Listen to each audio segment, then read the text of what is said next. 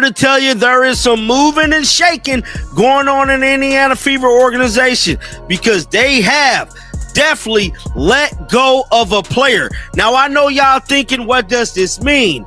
This means Caitlin Clark return is sooner rather than later.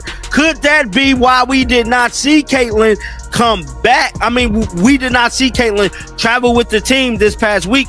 I don't know. The Indiana Fever just made a move that sent shockwaves through the entire basketball world. Kira Lambert, the so-called temporary stand-in for Caitlin Clark, just got dropped quicker than a fake Jordan getting spotted at a sneaker check.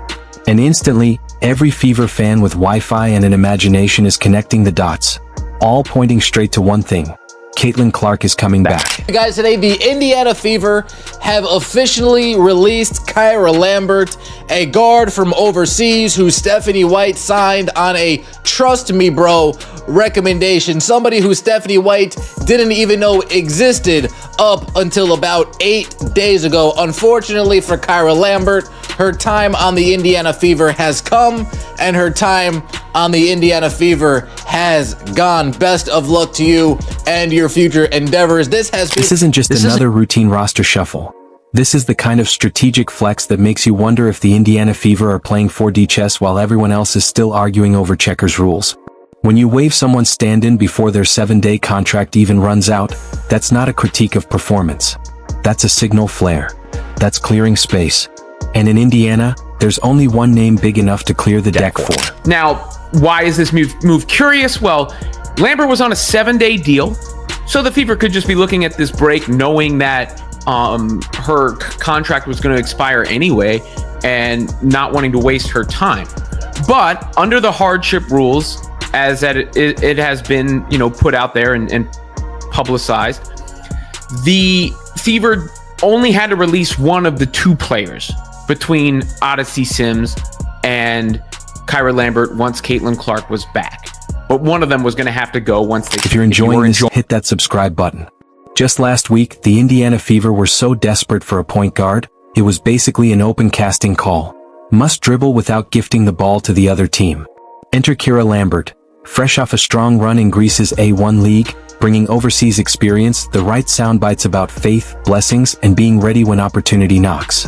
She seemed like she'd been training for this exact moment her whole life, preaching trust in God and staying faithful through every twist of her journey. It's a blessing, having the journey that I've had and just, remaining faithful, trusting God and doing the work and just to see it all come back around and have this opportunity is awesome. What's this opportunity in the W mean, given all that you've worked to get to this point?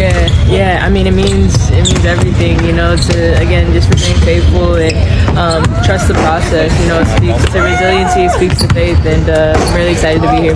What's your familiarity, if anything, with this team, with Steph, with how they want to run things? Yeah, I mean, I've been watching the W for years. I mean, it's the best basketball in the world, so, I've been watching and I've been... But here's where it gets really interesting. Lambert wasn't just signed to tick a roster box. She was brought in because the Fever were bleeding point guards faster than a busted faucet bleeds water. Caitlin Clark was still sidelined with that stubborn groin injury. Ari McDonald was out for the season with a broken foot. Sydney Carlson had a torn ACL. At that point, the team was basically praying that someone's cousin from the local rec league could run point without turning the ball over every possession. Clearly, Odyssey Sims has played herself into more of a role for the Fever. She got a bunch of minutes in the game on Sunday, 42 minutes for Sims. Lambert didn't play, right? So you can see relative one to the other, where the Fever were looking at things from the pecking order standpoint. Now, there's also the Sophie Cunningham injury, but to be honest, I'm not sure how that would impact things unless they felt they needed somebody at that position rather than more depth at the point guard position. So they handed Lambert a 7-day contract. Basically a trial run at your dream job, except hers lasted about as long as a TikTok clip. She saw less than a minute of court time against the Connecticut Sun on August 17th. And by Monday, boom, she was gone. Not because she struggled or choked under pressure, but because someone else was on the horizon. Someone who fills 15,000-seat arenas and makes ESPN analysts lose their minds. We just saw the most pointless contract of all time. The most pointless 7-day of all time. Kyra Lambert. They didn't even give Kyra Lambert a page on the WNBA website. I'm not joking. Like, you type in WNBA.com and you look at the Fever's last game. Maybe they updated it because she actually saw the floor. Fever versus Connecticut. Kyra Lambert played a grand total of 4 seconds. She played 4 seconds. Would have been better off just to not play her. Oh wait, it rounded up to 5. They didn't even give her a WNBA page. They did not even give her a WNBA. Now, Fever fans are playing detective, connecting the dots like it's a murder mystery. Indie Star beat reporter Chloe Peterson flagged this weeks ago, when the Fever signed veteran guard Odyssey Sims, they still had roster flexibility. If they had just stuck with Sims, nobody would need to get cut when Caitlin Clark made her return. But then Lambert entered the picture and suddenly the math was simple. Someone had to go once the queen reclaimed her throne. And who got the boot first? Lambert. Not Sims, the 33-year-old veteran with 304 career games. Lambert. The supposed bridge until Clark's comeback. The woman who spoke endlessly about dreams, opportunities, and trusting the process. Fever fans, I don't know, we might have some good news. Well, we might have some great news.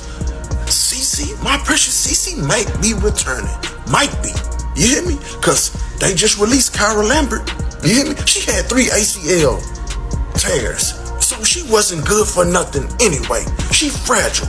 How you have that many ACL tears? But thank you for providing us 7 days of your presence. You hear me? We needed you to fill in. You hear me? Because the GOAT, the greatest of all time, is about to return. And now let's talk timing, because here timing is sharper than a Swiss watch. ESPN recently updated Clark's injury report, moving her estimated return from August 12th, which came and went, to August 26th, right when the Fever host the Seattle Storm. Meanwhile, Indiana enjoys a week-long break after their Sunday matchup with Connecticut, giving a certain superstar ample time to get back into practice rhythm. ESPN's broadcast team even highlighted that this break lines up perfectly with coach Stephanie White's plan. Clark returns to practice and gets multiple days to ramp up before game action. And what happens immediately after that break? 2 games against Minnesota, followed by that pivotal August 26th home clash with Seattle, the exact matchups ESPN is eyeing for her potential return. Know that once Caitlin Clark was back, one of the 2 hardship signings was going to have to go. So that's naturally where people's heads were thinking when it was reported on the ESPN broadcast that Clark, the hope was she would return to practice this week, with target dates the 22nd, 24th, 26th, those games being thrown out as potential return dates. Now, I don't have any other updates on that. I mean, I took Stephanie White's comments as they hope still she returns at the regular season a little less confident than the Here's how it shakes out. Lambert gets waived just as the Fever enter their break week. Clark's estimated return lines up perfectly with the end of that break. The team keeps veteran Sims but cuts the overseas import. If this isn't orchestrated, then coincidences are throwing a party in Indiana. The fan reaction? Volcanic.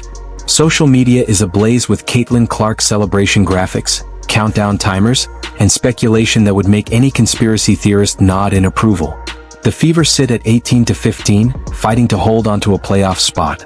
They're only 2.5 games ahead of 9th place, a spot that would end their postseason hopes, but just 3 games behind the New York Liberty and 3.5 games from the 2nd overall seed. With Clark back, those playoff dreams suddenly look within reach. Poor Kyra Lambert probably thought she was landing her big break. A woman who'd spent 4 years overseas, dominated the Greek A1 league, and finally got her WNBA shot. She spoke about how much the opportunity meant, about staying faithful and trusting the process. The Fever welcomed her with open arms, and she seemed genuinely thrilled to contribute to a team she'd studied and admired for years.